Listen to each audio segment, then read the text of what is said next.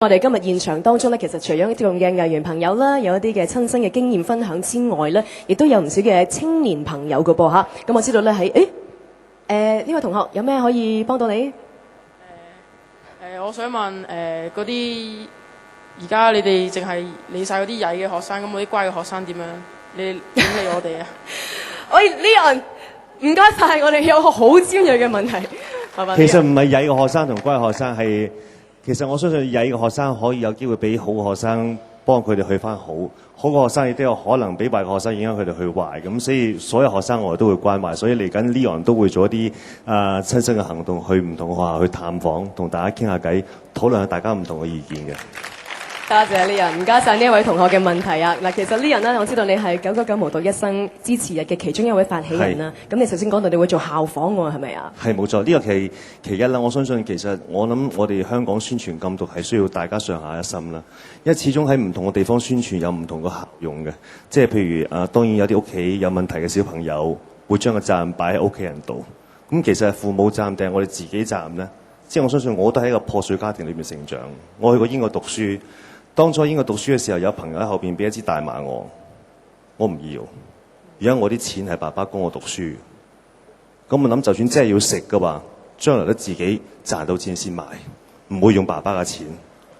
但係結果大個之後咧，我發覺原來我完全唔啱呢樣嘢。啲同學喺度食嘅時候，我完全冇興趣。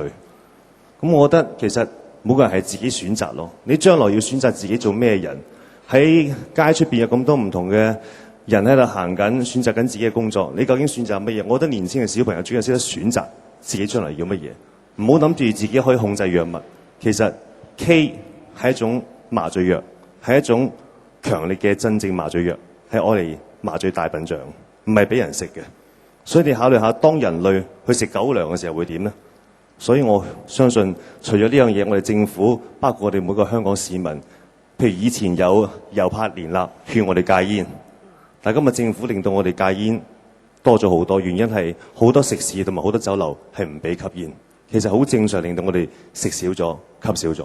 咁我相信好多選擇嘅時候，究竟你要酒吧嘅餐廳生意好啲，反禁煙啦，定係要多啲市民出街食飯，唔想聞到煙味呢？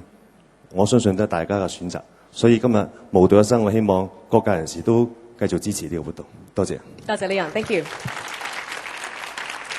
相信咧，聽我講，一齊企硬唔剔嘢，一定係我哋而家呢一刻，去到我哋將來都變咗個潮流語。絕對係，大家一見到面咧就會記得呢一句，聽我講，一齊企硬唔剔嘢。年青人最好要嚟打招呼嘅，聽我講，一齊企硬唔剔嘢。好型喎，真係。係2026年開始最潮嘅語，係最潮嘅一個，我哋要嚟去同啲變成友誼嘅朋友，一見到面就係聽我講，一齊企硬唔剔嘢。非常之好啊！得唔得？我哋一齊做呢個動作，由我哋再覆下呢個動作好唔好啊？好。聽我講。聽我講。一齊企硬。一齊企硬。唔剔嘢。唔剔嘢，耶！好唔好啊？嗱，嚟多次咯。跟住我哋去到校園啊，同啲朋友聚會啊，一見到面就係聽我講，聽我講，一齊企硬，唔剔嘢，耶！